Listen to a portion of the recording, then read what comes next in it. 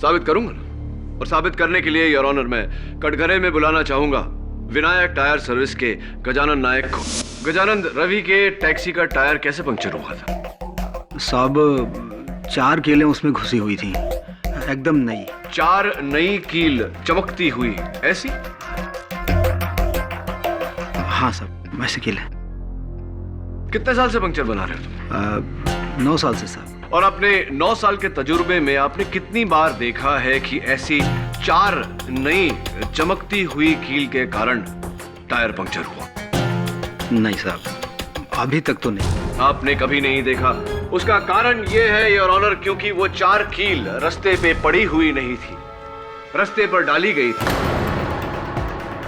किसी ने बड़ी शातिरता से रवि की टैक्सी में बैठने से पहले वो कील टायर के सामने डाली थी। गजानन, कौन से टायर में पंक्चर था? साहब वो ड्राइवर के पीछे का राइट साइड। ड्राइवर के पीछे का राइट साइड। तो क्या अगर मैं ये कहूं कि किसी ने टैक्सी में बैठने से पहले वो कील नीचे डाल दी होगी तो क्या तुम मेरी बात से सहमत होगी? हाँ। कितने बजे तुमने ये पंक्चर बनाया? करीब 1 बजे का टाइम था साहब। और तुम्हारे 9 साल के तजुर्बे में अगर ऐसी 4 कील के साथ पंक्चर हुआ हो तो पूरा हवा निकलने में यानी कि फुल से फ्लैट होने में कितना समय लगता है? सब कील 4 थे, वो भी छोटे छोटे, तो मेरे हिसाब से आधे से पौन घंटे लगने चाहिए साहब। आधे से पौन घंटा, यानी कि अगर बैक ट्रैक करे योर ऑनर तो 12:15 और 12:15 बजे मिस्टर अभिज्ञान रोहरा रवि की टैक्सी में बैठे थे। मैं उन्हें कटघरे में बुलाना चाहूँ। क्या आपका कहने का मतलब है कि मैंने ही कील फेंक कर टायर पंचर कर दिया? जी हाँ मिस्टर रोहरा, ताकि जब टैक्सी ड्राइवर पंक्चर देखने के लिए उतरे तो आपको समय मिले वो घड़ी और वो चेन ग्लव कंपार्टमेंट में छुपाने का। वकील साहब, मैंने तो खुद वाशी जाने के लिए वो टैक्सी पकड़ी थी। मैं खुद अपनी टैक्सी का टायर पंचर कर दूंगा। वो इसलिए मिस्टर रोहरा ताकि आपको भागने का मौका मिले, अपने मरते हुए साथी की लाश से दूर, और इल्जाम टैक्सी ड्राइवर पर आए। मन्नू नागपाल मेरा दोस्त, ये कैसे कह सकते हैं आप? क्योंकि आप ही थे जिसने वाशी तक वो टैक्सी हायर की थी,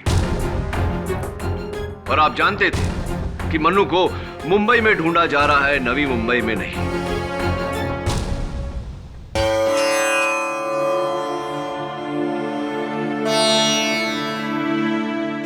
पापा, 1.5 दिन पहले आप इस घर में विराजमान हुए थे। आज आपके विसर्जन का समय है, लेकिन मैं आपको जाने नहीं दूंगी। विघ्न करता हूं ना आप, मुश्किलों को दूर करने वाले। आज मेरे जीवन की सबसे बड़ी मुश्किल मेरे सामने खड़ी है।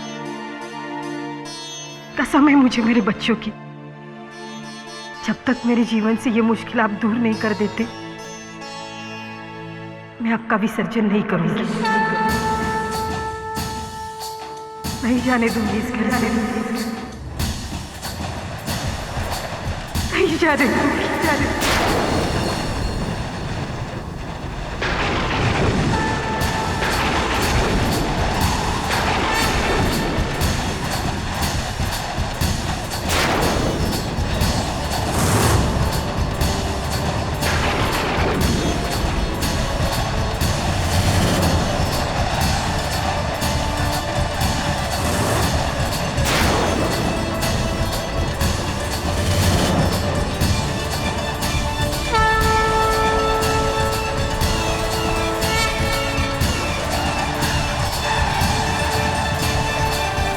केडी पाठक,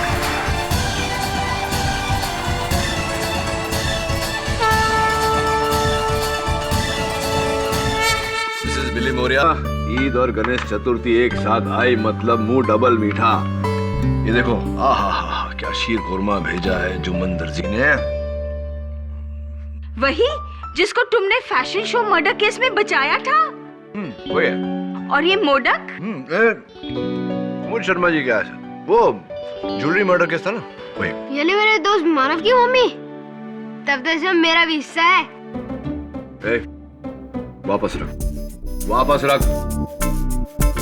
केडी पाठक जी, जी माफ कीजिए, बिना टाइम लिए आपसे मिलने चली आई। दरअसल मैं बड़ी मुश्किल में हूँ साहब। ले, सबके साथ शेयर करके खा जाओ बैठ के। नहीं, जब तक मेरे पति घर नहीं आ जाते मैं इन्हें प्रसाद खाने नहीं दूंगी। मिसेस बिलमोरिया, आओ बच्चों, बैठो। बैठिए। बताइए, कौन है आपके पति? कहाँ है वो? जी, रविकांत विचारे अपनी खुद की टैक्सी चलाते हैं, लेकिन 2 दिन से वो जेल में है, मर्डर के केस में।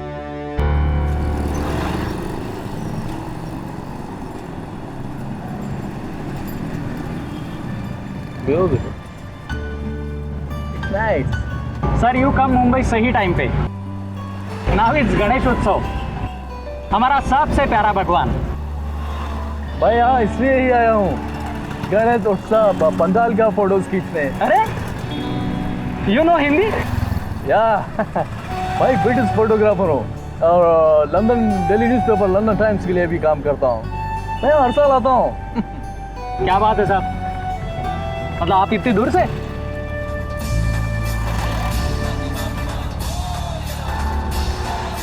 तरीके ये नाकाबंदी। पुलिस? अरे टेंशन मत लो साहब, ये तो हर रोज का काम है, बस 2 मिनट लगेगा। नो इधर से ही चला जाता हूँ। ओके, ये लो।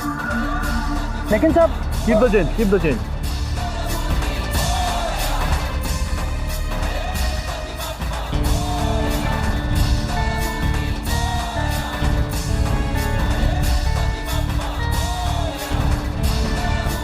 शिंदे, रोक उसको, रोक, पकड़। टैक्सी वाले कहाँ भाग रहे? साहब घर जा रहे हैं साहब। कहाँ दिखा?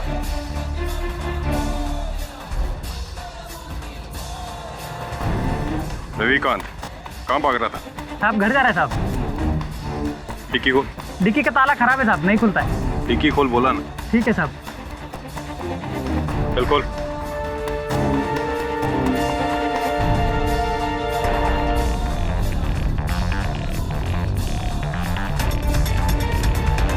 शिंदे,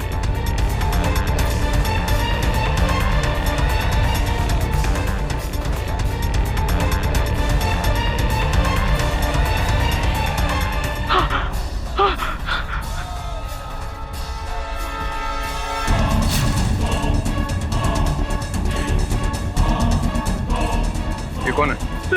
साहब ये पता नहीं कैसे आई मेरी डिक्की में। ये तो मर चुका है। साहब मैंने नहीं मारा इसको। कहाँ लेके जा रहा था लाश? नहीं साहब, पता नहीं ये कैसे आया मेरी डिक्की में साहब। शिंदे, गिरफ्तार कर लो इसे।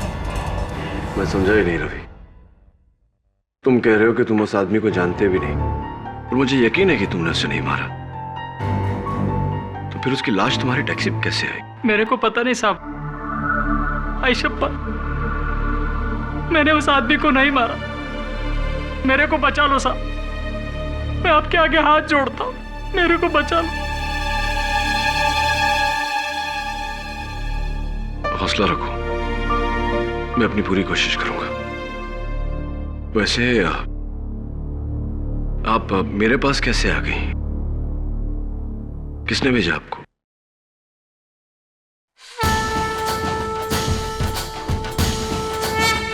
इन्होंने।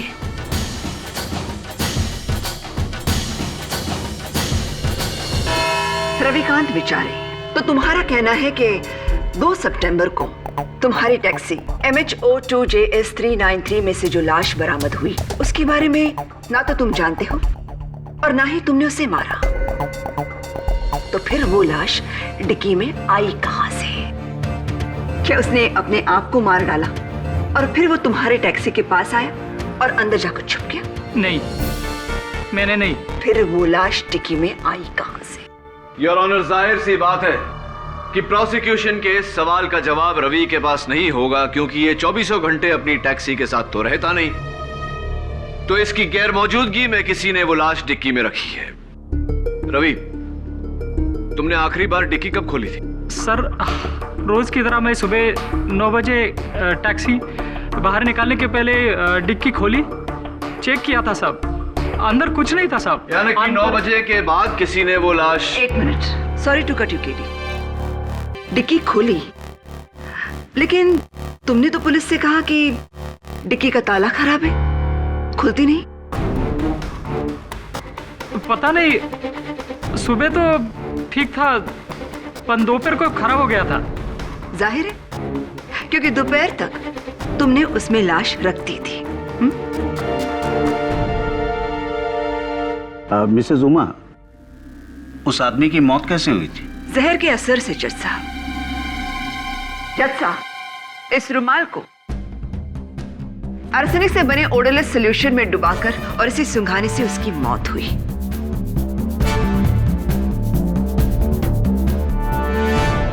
इस शीशी में वो जहर है।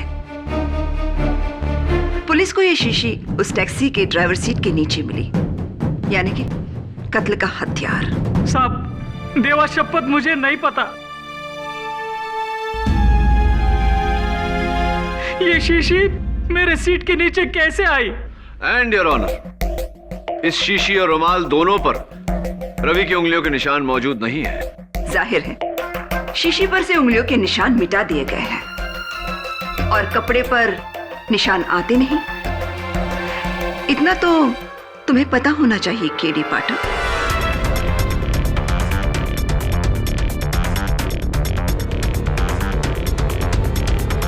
उस आदमी के बारे में कुछ पता चला? मसलन कौन था वो, क्या नाम, पता कुछ? जी जज साहब, मरहूम का नाम दिवाकर चोपड़ा है, दिल्ली का ड्राई फ्रूट ट्रेडर है।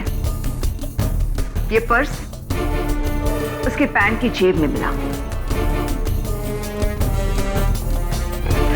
लेकिन इसमें से पैसे गायब हैं। कितने पैसे थे इसमें? मैडम मुझे नहीं पता। क्या कह रहे हो? सोने की चेन और घड़ी तो तुमने चुरा ली और पैसे छोड़ दिए। जज साहब, ये सोने की चेन और ये घड़ी रवि की टैक्सी के ग्लव कंपार्टमेंट में मिले और इन पर मरहूम दिवाकर चोपड़ा की उंगलियों के निशान हैं।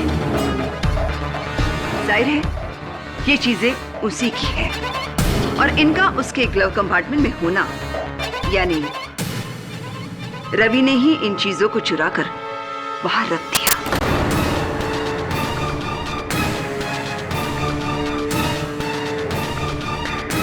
कत्ल से पहले या कत्ल के बाद? माँ बाप मेरे को नहीं पता। ये चैन, ये घड़ी। तुम्हें पता क्या है रवि? हाँ, इतना तो पता है ना कि तुम्हें अदालत किस लिए लाया गया है, या नहीं पता? नहीं पता है तो मैं तुम्हें बता देती हूँ। तुम्हें लालच आ गया और तुमने अपने निहत्थे पैसेंजर को मारकर उसे लूटा और उसकी लाश तुम ठिकाने लगाने ही जा रहे थे। I object, your honor। एक सोने की चेन और एक घड़ी के लिए रवि जैसा ईमानदार टैक्सी ड्राइवर अपनी बरसों की मेहनत, अपनी रोजी रोटी और अपने परिवार को दांव पर नहीं लगाएगा। क्यों केडी? क्या इससे पहले कभी किसी टैक्सी ड्राइवर ने कोई जुर्म नहीं किया पैसों के लिए? जज साहब, आज से 12 साल पहले इसी अदालत में मैंने एक केस लड़ा था और जीता भी। Case number 324/99, Jagat Ram Tiwari versus state of Maharashtra, जहां जगत नाम के टैक्सी ड्राइवर को उम्र कैद की सजा हुई थी क्योंकि उसने अपने पैसेंजर के साथ लड़ाई करके उसे छुरा मारा था। कत्ल की वजह 20 रुपए का छुट्टा नहीं था टैक्सी वाले के पास। 20 रुपए। जब 20 रुपए के लिए एक टैक्सी ड्राइवर अपनी रोजी रोटी कत्ल करके दांव पर लगा सकता है, वहां ये घड़ी और सोने की चेन कम से कम 2.5 लाख की होंगी। Silence in the court, please. 2.5 lakh, जो उस कर्जे की रकम है जो रविकांत ने अपने खोली के लिए ली है।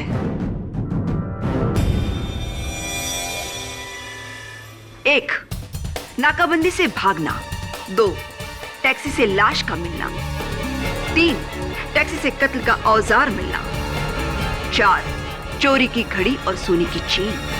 5, कर्जे की रकम। इन 5 उंगलियों को मिलाकर बनती है मेरे 23 साल के प्रोसिक्यूशन की मुट्ठी, जो केडी पाठक जैसे होनहार लेकिन जूनियर लॉयर भी नहीं मान सकते,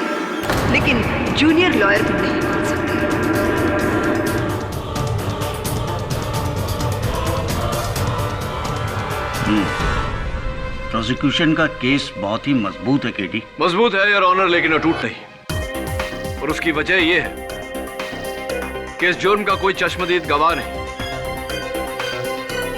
जाहिर सी बात है कि किसी ने यह कत्ल किया और उसके बाद लाश को रवि की टैक्सी की डिक्की में छुपाया। किसने? यही तो पता लगाना है योर ऑनर। उस दिन सवेरे 9 बजे से दोपहर के 3 बजे तक रविकांत की टैक्सी में 3 लोगों ने सवारी की। मैं उन्हें कटघरे में बुलाना चाहता हूं ताकि वो इस केस पे रोशनी डाल सके। क्या तीनों विटनेस मौजूद हैं? अनफॉर्चुनेटली योर ऑनर, बड़ी मुश्किल से सिर्फ 2 लोगों का पता चल पाया है, तीसरा अब भी लापता है। सबसे पहले मैं बुलाना चाहूंगा रविकांत के उस दिन की पहली पैसेंजर को, जिन्होंने अंधेरी से बैंड्रा कुर्ला तक टैक्सी ली, मिस सविता झाला। साहब, यही लड़की थी साहब। उस दिन मैं टैक्सी को साइड में पार्क करके होटल में चाय पीने गया था। 10 बजे का टाइम था साहब। बाहर आके देखा तो मैडम टैक्सी के पास खड़ी थी, बहुत घबराई हुई थी साहब। वो टैक्सी में बैठी और फिर सांता क्रूज में उसका दोस्त भी टैक्सी में आके बैठ गया। फिर दोनों के बीच पता नहीं अंग्रेजी में कुछ बड़ा बहस हुआ साहब। फिर बैंड्रा कुर्ला कॉम्प्लेक्स पे मैडम गुस्से से उतर गई साहब टैक्सी से। उसका दोस्त भी उसके बाद उतरा। हाँ तो मिस झाला, मैं आपसे जानना चाहूंगा कि आपको याद है वो उस टैक्सी की डिक्की खुली हुई थी उस समय? कौन सी टैक्सी? कैसी डिक्की? और मैं इसकी टैक्सी में कब बैठी?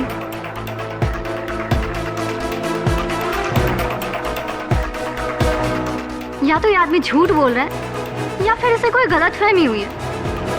मे बी कोई और लड़की हो। ओ मैडम, क्या बोल रही हैं आप? आप ही थी, आप ही टैक्सी की डिक्की के पास खड़ी थी बैग लेकर साहब। इसी ने उसको लाश को डिक्की में डाला होगा साहब। अरे ये क्या बोल रहे हो? ना मैंने तुम्हें कभी देखा है और ना ही तुम्हारी टैक्सी को। मिस झाला, क्या आप जानना चाहेंगे कि हमने आपके बारे में पता कैसे लगाया? रवि के बयान के मुताबिक उसने अंधेरी के रत्नाकर कॉलोनी से सवारी ली और बैंड्रा कुर्ला के मैक्स इंडिया बैंक बिल्डिंग के सामने सवारी को उतार दिया। हमने अंदाजा लगाया कि शायद वो सवारी मैक्स इंडिया बैंक में काम करती होंगी, तो वहां के कर्मचारियों से बात करने के बाद हमें पता चला कि उनकी एक ही मुलाजिम अंधेरे की रत्नाकर कॉलोनी में रहती हैं, जिनका नाम मिस सविता झाला है, यानी कि आप। तो उससे क्या साबित होता है? और वैसे भी उस दिन मैं ऑफिस टैक्सी से नहीं बस से गई थी। बस से? जी हाँ। अजीब, ये कैसे हो गया? क्योंकि मिस झाला, मैक्स इंडिया बैंक बिल्डिंग के गेट से घुसते हुए गाड़ी का नंबर सिक्योरिटी गार्ड में लिखा था, ये देखिए, MHO2JS 393, जो किसी बस का नहीं, रविकांत की टैक्सी का नंबर है। और हम सिक्योरिटी गार्ड ने पुलिस को बयान भी दिया है कि उसने आपको इनकी टैक्सी से उतरते हुए देखा, एक बैग समेत। और आपके पीछे पीछे आपके कोई पुरुष मित्र भी उतरे थे बैग समेत। वैसे कौन थे वो मित्र आपके? क्या क्या संबंध है आप दोनों के भी? चलिए छोड़िए, जाने दीजिए, अदालत को इन बातों से क्या मतलब। ये बताइए कि वो जो बैग्स आप दोनों के पास थी, क्या था उनमें?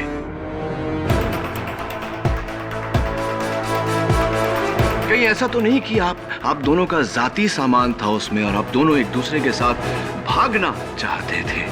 नहीं नहीं, मैं भागी नहीं। मैंने अपना इरादा बदल लिया और मैंने आमोद को भी समझाया कि मैं अपने पेरेंट्स के अगेंस्ट नहीं जा सकती, और हमारे बीच लड़ाई भी हुई, इसलिए मैं भागने के बदले ऑफिस उतर गई। घबरा मत सरिता, तुम अदालत में इसलिए झूठ बोल रही हो क्योंकि तुम नहीं चाहती कि तुम्हारे घर वाले इस बात को जाने कि तुम उस लड़के के साथ घर से भागने की सोच रही थी। ये भी हो सकता है कि तुम अदालत में इसलिए झूठ बोल रही हो क्योंकि तुम ऐसी टैक्सी में बैठी थी जिसकी डिक्की में लाश पड़ी हुई थी, जिस लाश को शायद आप ही ने। नहीं, मुझे नहीं पता कि उस टैक्सी में लाश है, और न ही अमोद को। तो फिर एक बात बताइए मिस झाला, आप और आपके जो मित्र हैं मिस्टर अमोद, ये जो भारी भारी बैग्स आपके साथ थे, टैक्सी की डिक्की में रखने के बजाय, जैसे कि आमतौर पे सब करते हैं, आपने बैग्स अपने साथ टैक्सी के अंदर रखे। क्यों, कोई खास वजह?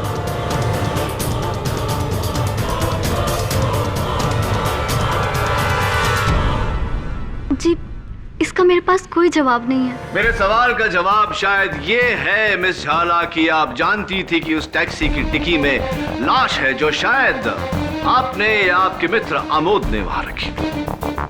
योर ऑनर, अंधेरे ईस्ट की रत्नाकर कॉलोनी जहां से सविता बैठी और सैंताक्रूज स्टेशन जहां अमोद बैठे, दोनों ही बहुत बिजी एरियाज है। जरा सोचिए, क्या ये पॉसिबल है एक भारी सी लाश ढोकर कोई डिक्की में रखे और किसी को पता भी ना चले? मैं प्रोसिक्यूशन की बात से सहमत हूँ। मिस सविता की घबराहट उनकी जाती कारणों से होगी। लाश अगर टैक्सी में आई होगी तो इस सवारी के बाद। तुम्हारे पास कोई और गवाह है KD? Yes your honour, Ravikant की अगली सवारी जो टैक्सी में अपना सेलफोन भूल गए थे, जिसके जरिए हमने उनको ट्रेस किया, मिस्टर अभिज्ञान रोहरा। मुझे मालूम था मुझे। तेरी तो टैक्सी का नंबर देखते ही मुझे डाउट हो गया था। ये साली पनौती है मेरे लिए। पूरा दिन खराब हो गया तेरे चक्कर में। ऊपर से तूने मेरा मोबाइल भी चुरा लिया, और अब यहाँ खड़ा हूं मैं कटघरे में तेरी वजह से। मिस्टर रोहरा, आपके इस रिकैप के लिए मैं आपका शुक्रिया अदा करता हूं। Thank you. चलिए अब ये बताइए कि आपने रविकांत की टैक्सी कब पकड़ी, कहां से कहां तक? क्या कब और कहां तक के लिए वकील साहब? 12 साढ़े 12 बजे का टाइम था। मैंने इसकी टैक्सी बैंड्रा रेक्लेमेशन से पकड़ी और इससे कहा कि मुझे वाशी जाना है, नवी मुंबई। क्यों वाशी? क्यों वाशी? क्यों मतलब क्या वकील साहब? अरे भाई, मेरी फैक्ट्री है वहां पर। तो फिर आप तकरीबन 1 बजे बीच रास्ते में यानी कि सायन में उतर गए। क्यों? उतर गए? उतरा नहीं वकील साहब, सायन पर ही इसकी खटारा टैक्सी का टायर पंचर हो गया। अब मैं क्या इसके पंचर चिपकाने का इंतजार करता? मैंने तो इसे आधे पैसे दिए और इससे जान छुड़ा ली। मिस्टर रोहरा, पूरी ड्राइव में आपको टैक्सी की डिक्की में से कोई आवाज सुनाई दी? हाँ, आवाज तो आई।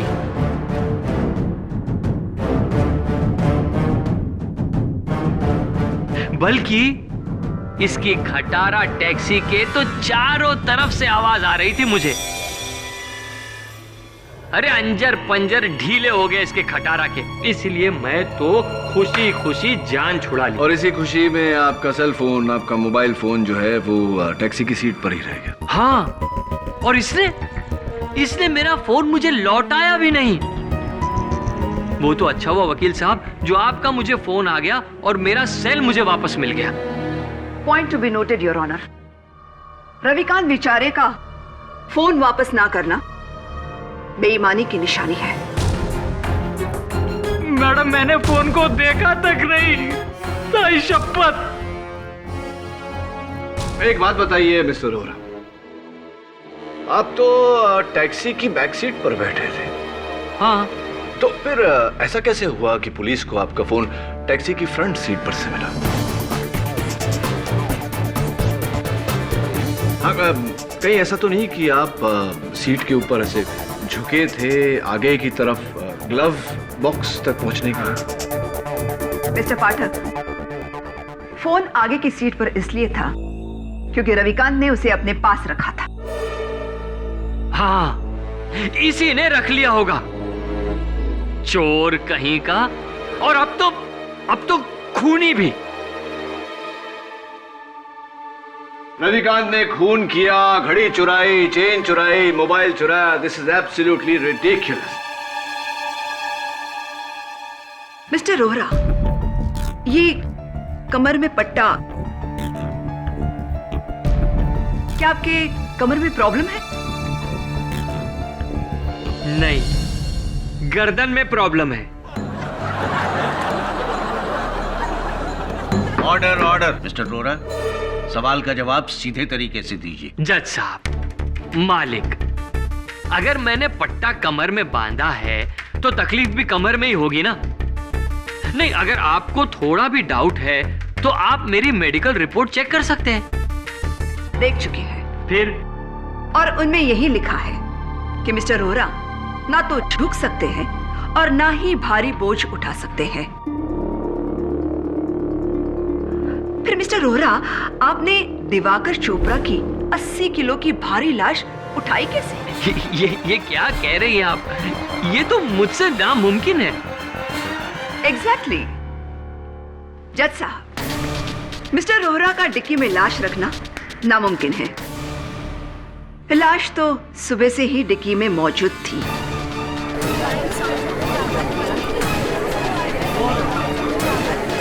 साइलेंस।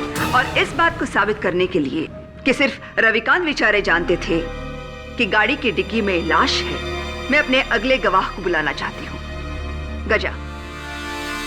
गजानन नाइक। नमस्ते माई बाप।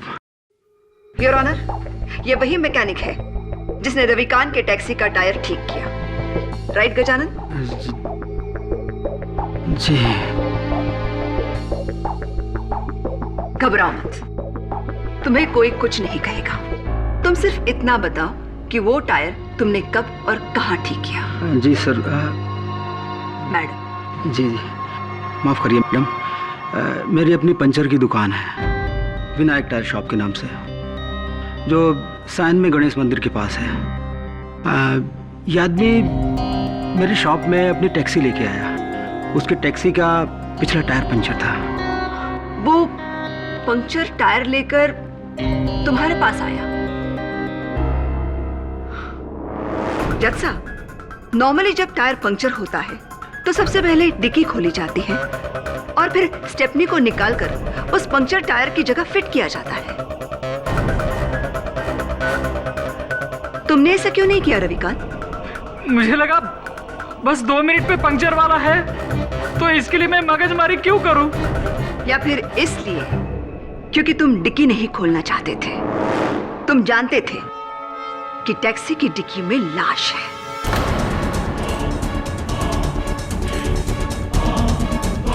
गजानन, जाहिर है तुमने तो डिक्की खोली होगी जैक निकालने के लिए। नहीं नहीं मैडम, इसने मुझे रोक दिया।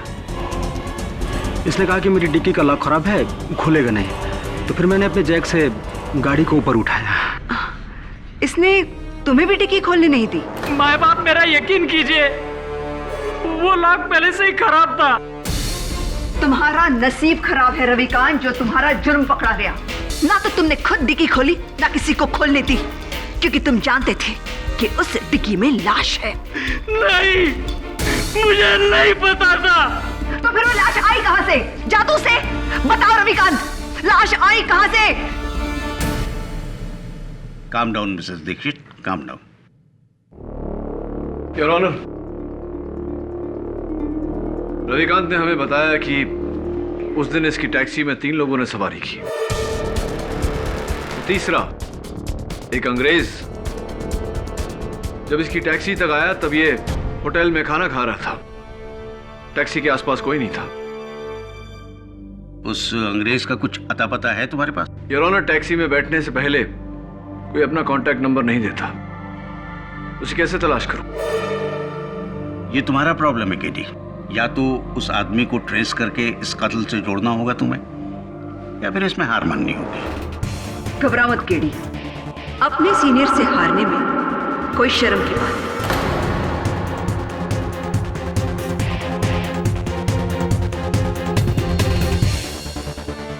योर ऑनर, लाश की तहकीकात के बाद पुलिस को एक नया एविडेंस मिला है।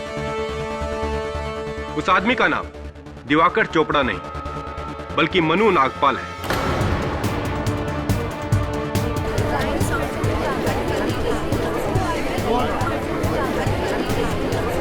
साइलेंस। मनु नागपाल जो एक वांटेड क्रिमिनल था, जिसकी पुलिस को ड्रग स्मगलिंग के 9 अलग अलग केसेस में तलाश थी। Drug smuggling? जी हाँ योर ऑनर, ये इसका पुराना हथकंडा था। अक्सर टैक्सियों में ड्रग स्मगल करके एक सिटी लिमिट से दूसरी लिमिट तक ले जाना।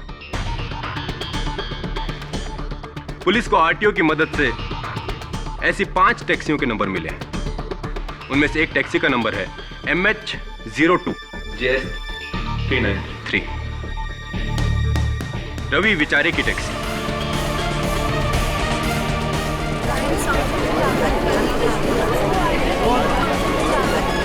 साइलेंस।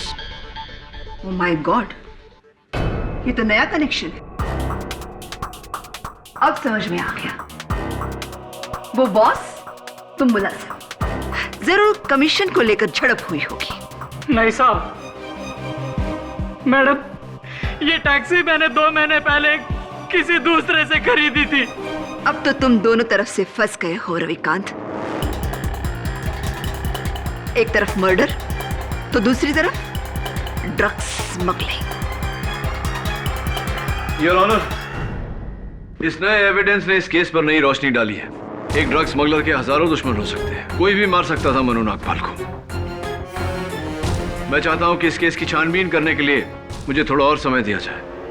हो सकता है कि इस दौरान मैं उस अंग्रेज को भी ढूंढ निकालूं। ठीक है, यह अदालत अगली सुनवाई तक मुलतवी की जाती है।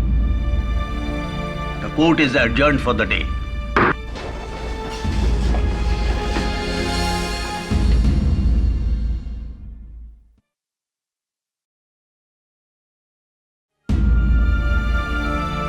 मानसी, तू मेरी बात मान, जिद मत कर। गणपति महाराज का विसर्जन कर दे। नहीं, जब तक वे मेरा विघ्न दूर नहीं करते, मैं विसर्जन नहीं करूंगी।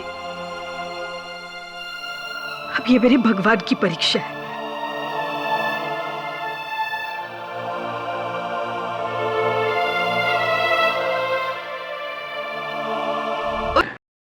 वरुण, अगर मैं ये केस हार गया तो मानसी का भगवान पे से विश्वास उठ जाएगा। केडी सर, जितना मैंने इस केस को स्टडी किया, मेरा पूरा डाउट उस अंग्रेज पर है। वो पुलिस को देखकर ऐसे भागा था जैसे गाय के सर से सींग। आई एम वेरी श्योर उसी ने उस लाश को टैक्सी में डाला होगा। हाँ, लेकिन एक अंग्रेज टूरिस्ट को इस शहर में ढूंढेंगे कैसे? ये भी पता नहीं कि शहर में होगा या नहीं। रवि ने क्या कहा था वो? मैं एक ब्रिटिश फोटोग्राफर हूँ और London daily newspaper London times के लिए भी काम करता हूँ। फोटोग्राफर है।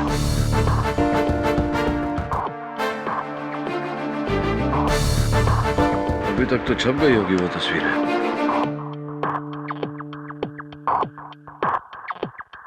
मिल गया, ये देख, लंदन टाइम्स। फोटोग्राफर का नाम जावेद स्मिथ। तो ये काम कर, इनके लंदन ऑफिस फोन कर और पता लगा कि ये गोरा इस वक्त मुंबई में कहाँ होगा। Right sir.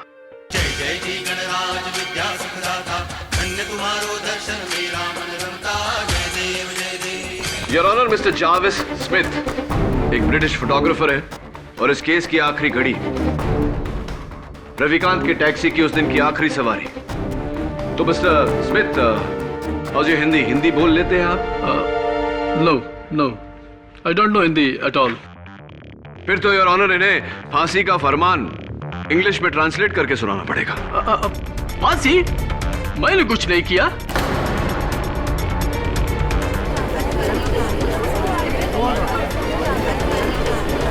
ऑर्डर। हाँ, आपने कुछ नहीं किया, लेकिन बड़ी तेजी से 30 सेकंड में आप हिंदी सीख गए। क्या माइंड है आपका? अब जरा इस माइंड को रिवाइंड करिए और बताइए कि उस दिन रविकांत की टैक्सी से पुलिस को देखकर, नाकाबंदी को देखकर आप घबरा कर उतर गए थे। क्या कारण था इसका? नहीं, मुझे लेट हो रहा था। तो मैं वहां से पैदल गया। आपका ये बैकपैक पुलिस ने आपके होटल रूम से बरामद किया तो उसके पॉकेट से कुछ बू आ रही थी और लैब टेस्टिंग से पता चला है योर ऑनर की वो बदबू चरस की थी। इसके बारे में आप क्या कहना चाहेंगे? Yes, you are right. मेरे बैग में चरस था।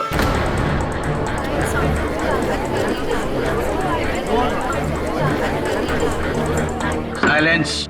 और मैं पुलिस को देखकर सोचा कि वो उसको सर्च करेगा तो मैं मुसीबत में पड़ जाऊंगा। Point to be noted your honour, mister Smith के बैग में से ड्रग्स बरामद हुए। मनु नागपाल भी एक ड्रग डीलर था और मुझे पूरा यकीन है कि यह कत्ल इस ड्रग कनेक्शन की वजह से ही हुआ है। Your witness. No no, I swear, मैं ऐसे किसी आदमी को नहीं जानता। डोंट वरी मिस्टर स्मिथ, मुझे आप पर पूरा यकीन है और बहुत जल्द अदालत को भी होगा। योर ऑनर, पोस्टमार्टम की रिपोर्ट के तहत मनु नागपाल की मौत दोपहर के 1:30 और 2:30 बजे के बीच हुई और मिस्टर स्मिथ उस टैक्सी में लगभग 3 बजे के करीब बैठे। 3 ही बजे थे ना? हाँ, लगभग 3 बजे। There you are KD. आपकी ही दलील आपके खिलाफ। इस हिसाब से मनु नागपाल और मिस्टर स्मिथ सहयोगी नहीं हो सकते। सो योर ऑनर, उस दिन रविकांत की टैक्सी में सुबह 9 बजे से लेकर शाम के 4 बजे तक 6 लोग बैठे। 1 Savita Jhala, 2 Amod, 3 Abhigyan Rohra, 4 mister Jerry Smith, 5 driver Ravikant Bichare end of course dicky में मरहूम मनु नागपाल। इनमें से पहले 4 पर तो शक की कोई गुंजाइश नहीं है। तो फिर बचा कौन? मनु नागपाल, जिसका कत्ल हुआ, और उसका कातिल रविकांत विचारे।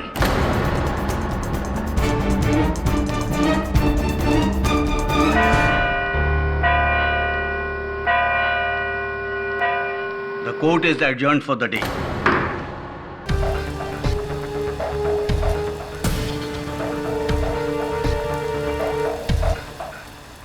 भगवान जी, अब आप ही कुछ कीजिए, वरना आपके भक्त को बचाना तो।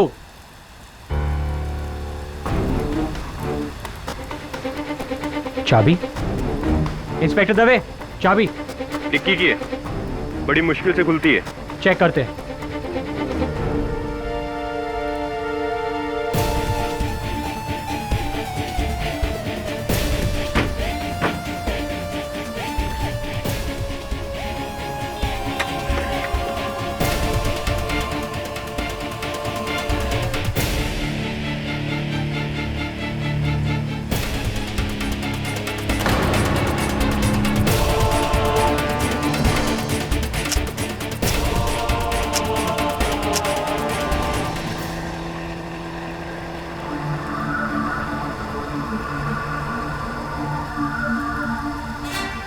डैम, फिर से पंक्चर।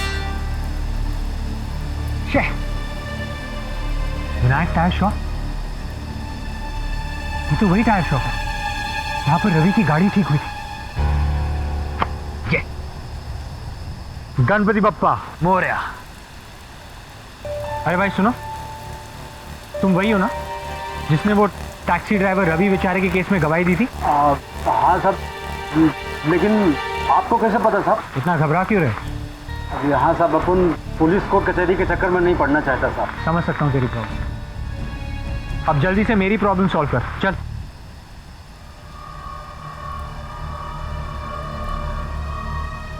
चलो साहब।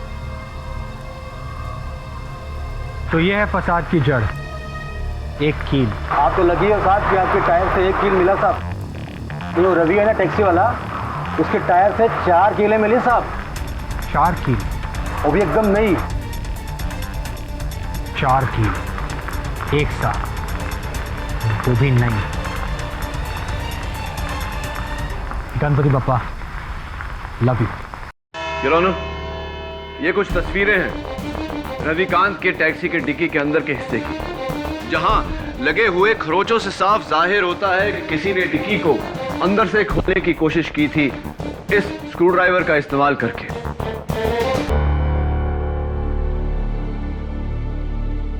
जिस पर मनु नागपाल की उंगलियों के निशान है। इसका मतलब ये हुआ यार ऑनर कि मनु नागपाल जब उस डिक्की में घुसा तब वो जिंदा था, मुर्दा नहीं। और एक पॉइंट पर उसने डिक्की से बाहर निकलने की कोशिश की, लेकिन बाहर के शोर के कारण रविकांत उसकी आवाज को सुन नहीं पाया। अब सवाल यह है यार ऑनर कि मनु नागपाल उस डिक्की में घुसा क्यों? वो शहर छोड़कर भागना चाहता था, और पब्लिक ट्रांसपोर्ट यानी टैक्सी से बेहतर सवारी और क्या हो सकती है? तो मनु ने खुद टैक्सी रोकी, रविकांत से कहा कि टैक्सी की डिक्की खोलो, मुझे उसमें छुपना है। मिसेस दीक्षित, पूरी बात समझने के लिए पूरी बात सुन लेनी चाहिए। योर ऑनर, जैसा कि मैं कह रहा था, मन्नू का कोई साथी था जिसने टैक्सी में बैठने से पहले रवि को बातों में उलझाया और मन्नू को समय मिला कि वो डिक्की का ताला तोड़ के उसके अंदर जाकर छिप जाए। अब ये भी बताओ कि वो साथी कौन था? जाहिर सी बात है प्रोसिक्यूटर साहिबा कि उस दिन रवि की टैक्सी में जिन लोगों ने सवारी की थी उन्हीं में से ही कोई एक होगा। तो तुम्हारा कहना है कि मनु शहर से भागने के लिए रविकांत की टैक्सी की डिक्की में छुपा, फिर उसने रुमाल लिया, अपने चेहरे पर लगाया और अपने आप को मारने की कोशिश की। प्रोसिक्यूटर साहिबा, आपकी आधी बात सच है और आधी बात गलत।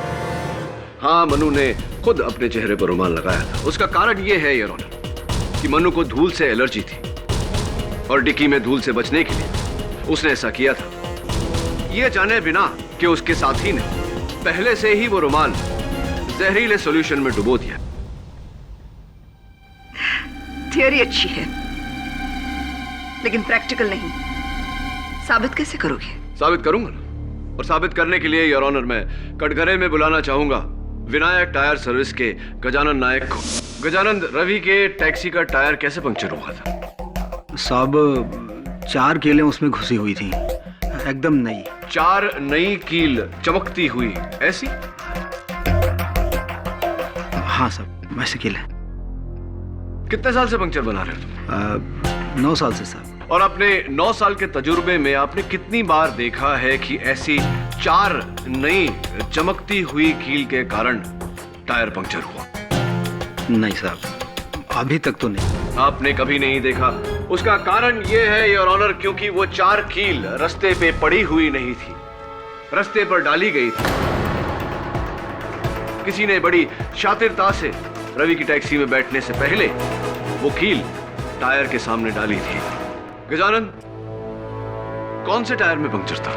साहब, वो ड्राइवर के पीछे का राइट साइड। ड्राइवर के पीछे का राइट साइड।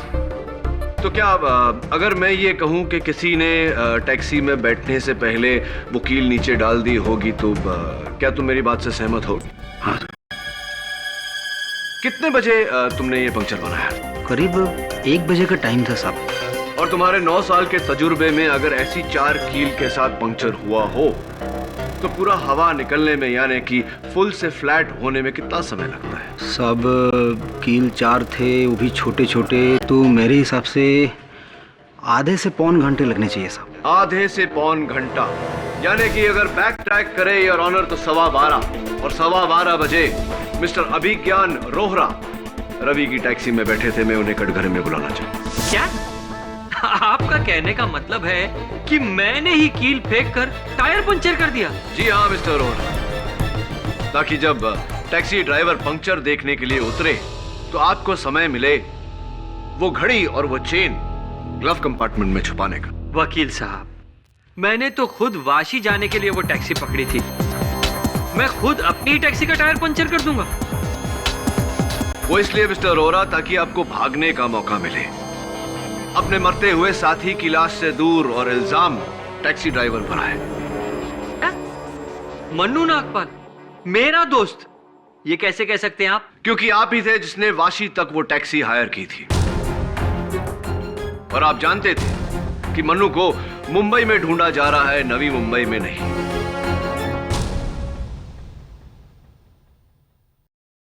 देखिए, मेरा और मनु नागपाल का कोई कनेक्शन नहीं है। मैं जा रहा था अपने जूतों की फैक्ट्री में जो वाशी में है।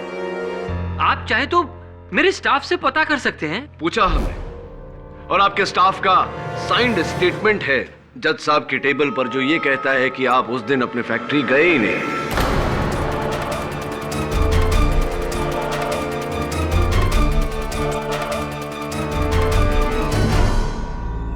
अब नहीं, एक्चुअली जज साहब वो देखिए मिस्टर रोहरा, वो जो कील जिससे पंक्चर हुए थे, वो कील जूते बनाने में इस्तेमाल होते हैं।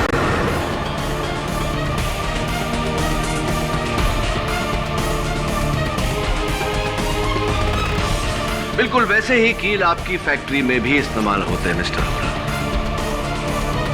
आपका खेल खत्म हो गया। आप जुर्म कबूल करते हैं या मैं जज साहब को वो तस्वीरें दिखाऊं? मैं आपसे कितनी बार कहूं कि मैं उससे नहीं जानता था। आप मनु नागपाल को नहीं जानते? जी नहीं। कभी नहीं मिले? नहीं। ये कुछ तस्वीरें हैं योर ऑनर।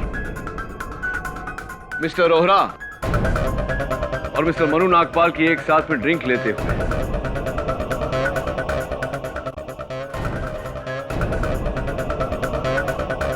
क्या आप कहेंगे मिस्टर रोहरा कि आप मनु नागपाल को नहीं जानते? आपकी उनके साथ दोस्ती नहीं थी? आपने उन्हें नहीं मारा?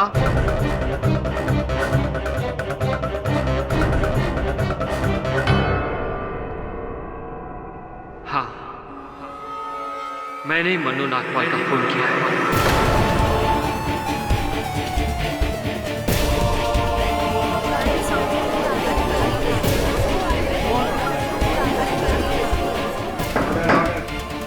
लेकिन मनु नागपाल और रोहरा की तस्वीरें कहाँ हैं?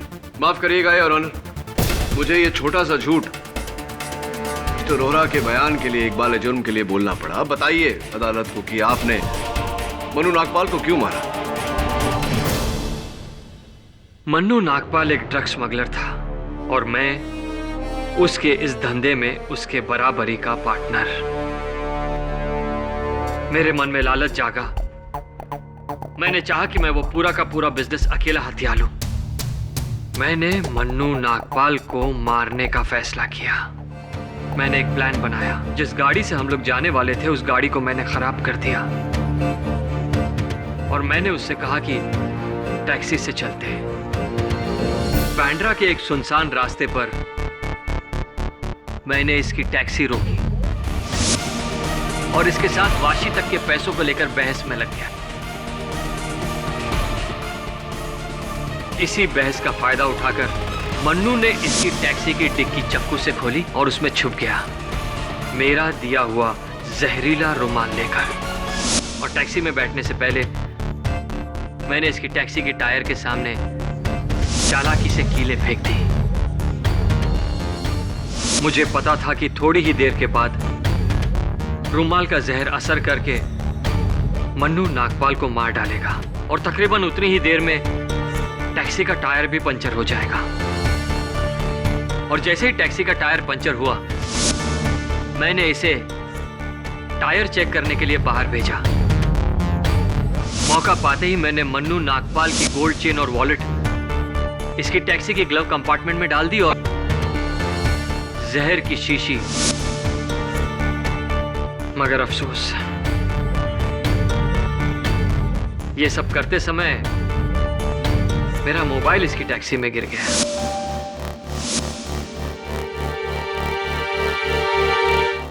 यह अदालत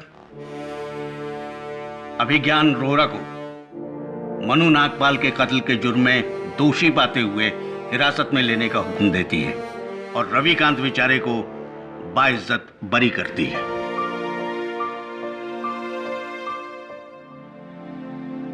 द केस इज क्लोज्ड।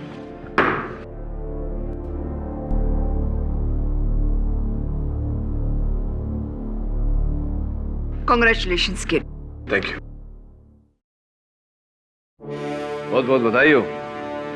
अरे क्या हमारे लिए आप भगवान हो। ऐसा मत बोलिए, नहीं तो वो मुझसे रूठ जाएंगे। वैसे भी ये केस तो बाप्पा ने ही सॉल्व किया है। पापा ने? वो कैसे? हाँ आप देखिए ना, मेरे असिस्टेंट की बाइक बिल्कुल गणेश मंदिर के सामने खराब हुई और सबसे अहम गवाह इस केस के गजानंद विनायक टायर सर्विस वाले, ये गणेश जी के दूसरे नाम ही है। आपकी प्रार्थना सफल हो गई, इसीलिए तो उन्हें विघ्नहर्ता कहते हैं।